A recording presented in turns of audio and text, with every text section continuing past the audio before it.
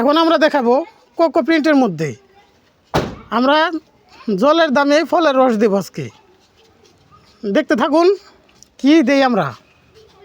Cocoa print সচরাচর 1200-1100 নিচে হোলসেলই হয় না, আর আমরা 1 পিস হোলসেল দামে দেবো। দাঁড়াও সামনের অংশটা ভালো করে দেখাই লই। এ হলো সামনের অংশটা, এটা হলো কালামানিক গোলাপি। এই হলো দেখেন,